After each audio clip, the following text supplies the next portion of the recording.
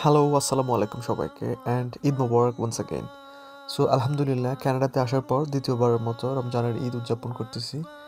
So যথারীতি যেহেতু আমি অনেকটা দূরে থাকি, যেখানটা ঈদের নামাজ হয় আমার যেখানে আমি থাকি এখান থেকে অনেকখানি দূরে, বিশেষ করে ড্রাইভ করে যেতে প্রায় 1 ঘন্টার উপর সময় লাগে। সো ওখানটা আমার কিছু ফ্রেন্ডস সার্কেল রয়েছে, বিশেষ করে যারা আমার সাথে দুবাইতে ছিল তারা লেথ ব্রিজে থাকেন আর কি।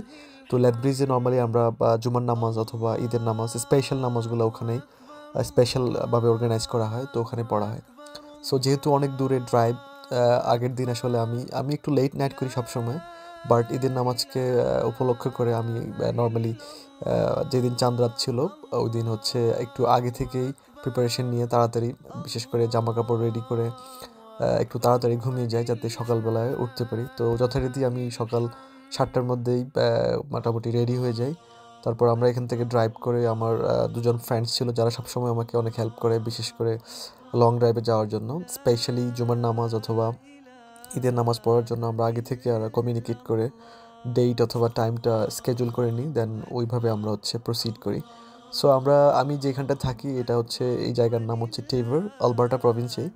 এটা নর্মাল ছোট একটা টাউন। এখান থেকে আমরা ড্রাইভ শুরু করি হচ্ছে সকাল 8টার সময় এবং মোটামুটি 9টার মধ্যে আমরা পৌঁছে যাই এবং 9টার মধ্যেই জামাত স্টার্ট হয়। তো আমরা ওখানে গিয়ে যথারীতি একটু স্নোই ছিল আজকে ওয়েদার। বেশ কয়েকদিন একটু সানি এবং ওয়ার্ম ছিল, বাট গত রাত থেকেই হঠাৎ করে স্নোফল শুরু হয়। যদিও এখন সিজন চলতেছে স্প্রিং, এবং স্প্রিংয়ের সময় নর্মালি স্নো অতটা হয় না, বাট গত রাতে ওয়েদার ফরকাস্টিং ছিল খুবই রেইনি এবং স্নোই। সো সকালবেলা আমরা একটু কেয়ারফুলি ড্রাইভ করতে হয়, যেহেতু আমাদের লং ড্রাইভ, যেখানে 100+ কিলোমিটার্স গাড়ি চালাতে হয়। তো রাস্তাতে যদি স্নো থাকে কিংবা রাস্তা যদি পিচ্ছিল থাকে, বিশেষ করে আইসি থাকে, তাহলে ড্রাইভিং করার জন্য খুবই রিস্কি। বাট আমরা তারপরেও হচ্ছে আলহামদুলিল্লাহ সুস্থভাবে আমাদের গন্তব্যে পৌঁছাই। যদিও আমরা যখন লেথ ব্রিজে পৌঁছাই, অর্থাৎ যেখানে আমাদের ঈদের নামাজ হবে, সেখানে একটু আমাদের কলিশন হয়েছিল আমাদের গাড়ির সাথে অন্য একটা গাড়ির। বিশেষ করে রাস্তাতে যখন আমরা দাঁড়াই সিগন্যালে, তখন সিগন্যালের ওখানে হচ্ছে মানে রাস্তার মধ্যে প্রচুর আইস ছিল।